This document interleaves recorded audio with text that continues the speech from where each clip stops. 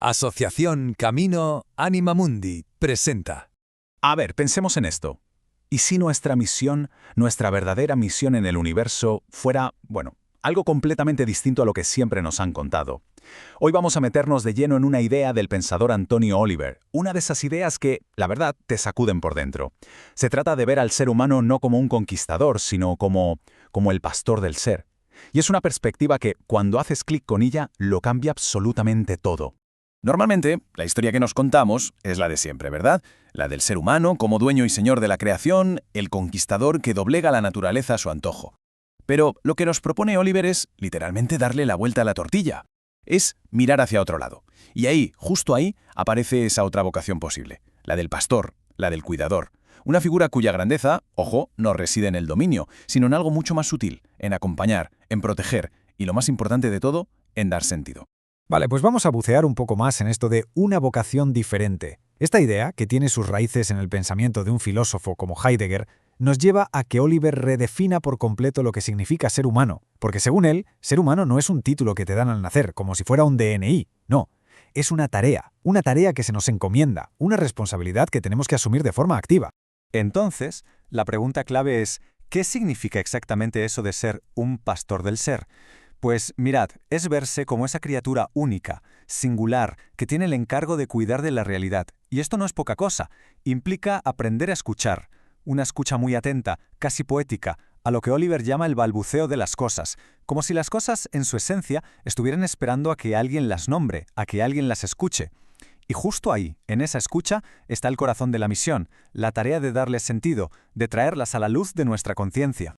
Fijaos en esta frase de Oliver porque es brillante y provocadora a partes iguales. Lo que nos viene a decir es que ser humano no es solo una cuestión de biología, de andar sobre dos patas, que va, es una conquista ética y espiritual. Es una decisión consciente, una responsabilidad que eliges asumir.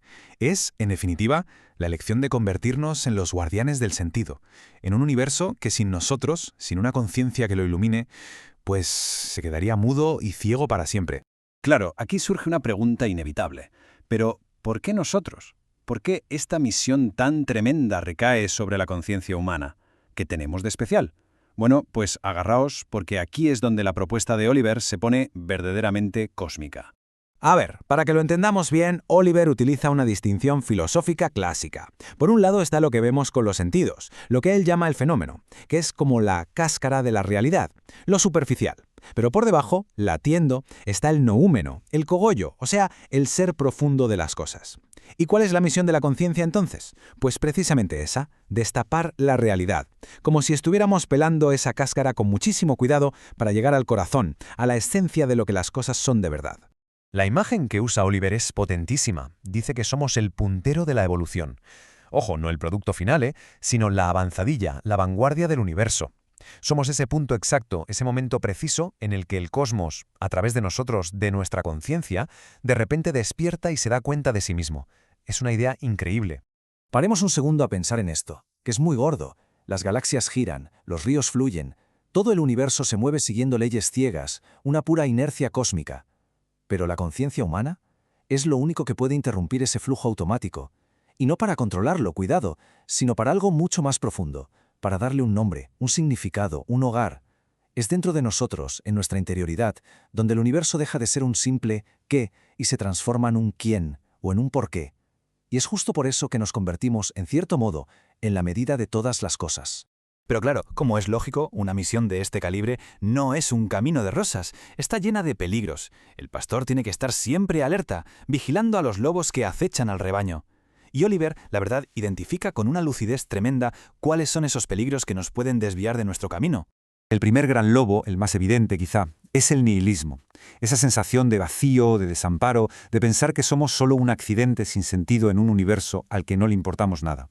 El segundo peligro es lo que él llama el tecnicismo ciego, y lo resume en una frase genial: tener más escopeta que ser. O sea, acumular un poder tecnológico brutal sin tener la sabiduría interior para saber qué hacer con él. Y el tercero, que a lo mejor es el más peligroso por ser tan silencioso, es la pasividad, el dejarse llevar, vivir una vida en piloto automático sin tomar nunca las riendas de nuestro propio ser. Vale, todo esto suena muy grande, muy cósmico. Pero la pregunta es, ¿cómo lo bajamos a tierra? ¿Cómo se es pastor en el día a día, en la vida de cada uno? Pues para esto Oliver también nos da unas claves muy prácticas, pero a la vez muy profundas. La primera clave es el dominio interior. La verdadera fuerza, el verdadero poder, no está en conquistar ciudades o empresas, sino en saber entrar dentro de uno mismo y guardar silencio, en habitar nuestro propio mundo interior. Porque es en ese silencio del alma donde se cultiva la claridad, la lucidez que necesitamos para pastorear nuestra vida y solo desde ahí poder dar sentido a lo que nos rodea. La segunda clave es la respuesta.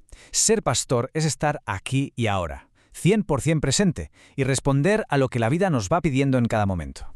¿Que viene el dolor? Pues con entereza. ¿Que llega la alegría? Con gratitud. ¿Que todo es un caos? Con serenidad. Y lo interesante es que, al hacer esto, no solo estamos gestionando las circunstancias, no, nos estamos esculpiendo a nosotros mismos. Le estamos dando forma a nuestra propia alma. Y la tercera clave es la dirección. Oliver usa aquí una metáfora potentísima. La humanidad es como un tren que va a toda velocidad y nosotros podemos elegir.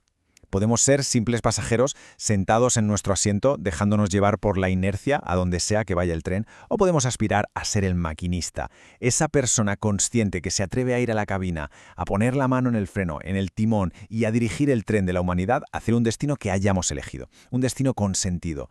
Claro, cuando uno junta todas estas piezas, el dominio interior, la respuesta consciente, la dirección, la visión que tenemos de la vida se transforma por completo. Ya no es una simple sucesión de eventos al azar, se convierte en algo con un propósito y una dignidad que francamente impresionan. Y este es el gran cambio, el punto de llegada. La vida deja de ser vista como un mero accidente biológico en un universo indiferente, y se convierte en una misión, casi en una misión sagrada, en una especie de liturgia donde cada cosa que hacemos, cada pensamiento, cada decisión, de repente cobra un peso, un eco de eternidad. Y esto nos lleva a una conclusión que es asombrosa, casi da vértigo pensar en ella. Desde este punto de vista, un solo ser humano que asume de verdad su conciencia, que se convierte en ese pastor, es cósmicamente más importante que una galaxia entera. ¿Y por qué? Pues porque sin esa conciencia que la mira, la nombra y le da sentido, la galaxia no es más que materia inerte, ciega. Es el pastor, la conciencia, quien le da voz, quien hace que exista de verdad en el plano del significado. Así que, para terminar, nos quedamos con esta pregunta para que resuene por dentro. Es una de esas preguntas que de verdad tienen el poder de cambiar cómo encaramos cada día, cada decisión. ¿Y si la vida no es un accidente?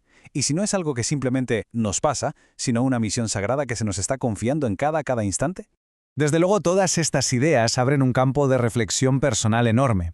Si algo de esto ha resonado o si ha despertado preguntas o simplemente ganas de seguir tirando del hilo, que sepáis que el diálogo siempre es un camino fantástico para crecer.